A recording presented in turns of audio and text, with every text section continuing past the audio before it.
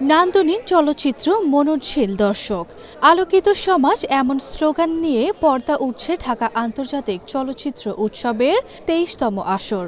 শনিবার থেকে শুরু হয়েছে এই উৎসব। জাতীয় জাদুঘরের মূল মিলনায়তনে বিকেল ৪টায় দেশের সবচেয়ে বড় চলচ্চিত্র উৎসবের আয়োজন করা হয়। এতে প্রধান অতিথি হিসেবে উপস্থিত ছিলেন তথ্য ও সম্প্রচার উপদেষ্টা মোহাম্মদ নাহিদ ইসলাম। আলোচনা অনুষ্ঠান শুরুর আগে বিগত এক বছরে চলচ্চিত্র সংশ্লিষ্ট গুণীজনদের প্রয়াণ ও জুলাই গণ অভ্যুত্থানে শহীদদের স্মরণে ১ মিনিট নীরবতা পালন করা হয়। এমন একটি চলচ্চিত্র উৎসব আয়োজনের জন্য প্রধান অতিথির বক্তব্যে আয়োজক প্রতিষ্ঠান রেইনবো ফিল্ম সোসাইটিকে ধন্যবাদ জানায় নাহিদ ইসলাম। ঢাকাকে সংস্কৃতি চর্চার লীলাক্ষেত্র করার প্রয়াস ব্যক্ত করেন তিনি।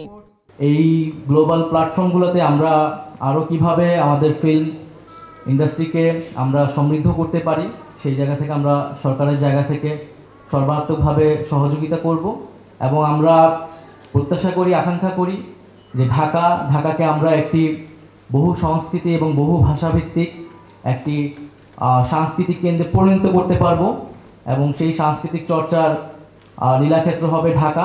উদ্বোধনী অনুষ্ঠানে আরও উপস্থিত ছিলেন চীনের মান্যবর রাষ্ট্রদূত ইয়া ওয়েন। এমন চলচ্চিত্র উৎসবের মাধ্যমে জাতীয় ও আন্তর্জাতিক পরিমণ্ডলে নিজেদের ছবিকে তুলে ধরতে পেরে উচ্ছ্বাসিত তিনি।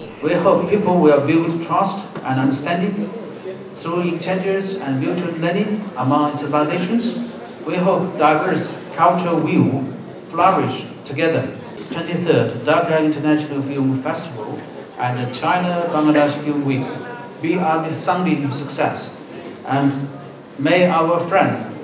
আন্তর্জাতিক চলচ্চিত্র উৎসব উদ্বোধনী অনুষ্ঠানে আরও উপস্থিত ছিলেন চীনা চলচ্চিত্র প্রশাসনের আন্তর্জাতিক বিভাগের পরিচালক সু ইয়াং। এই উৎসবে তাকে আমন্ত্রণ করায় সবাইকে ধন্যবাদ জানান তিনি। Thank you, the Dhaka International Film Festival and the Chinese Embassy in Bangladesh to invite us to hold this year's China Film Week. More than 10 films. চীনের চিউঝ্যাং নির্মিত মুনম্যান সিনেমা দিয়ে উদ্বোধন করা হয়। বিভিন্ন দেশ ও ভাষায় চলচ্চিত্রের পাশাপাশি বাংলাদেশ প্যানোরামায় এবছর থাকছে মোট 10টি পূর্ণদৈর্ঘ্য চলচ্চিত্র। এই শাখায় দেখা যাবে বাংলাদেশের বেশ কিছু আলোচিত ও নতুন ছবি। এর মধ্যে আছে বুসানের প্রিমিয়ার হওয়ার 2 ছবি। এর একটি বিপ্লব সরকারের আগন্তুক এবং অন্যটি ইকবাল এইচ চৌধুরীর বলি। অনুষ্ঠানের সমাপনী বক্তব্য রাখেন বাংলাদেশ এনার্জি রেগুলেটরি কমিশনের চেয়ারম্যান উৎসব কমিটির নির্বাহী সদস্য জালাল আহমেদ।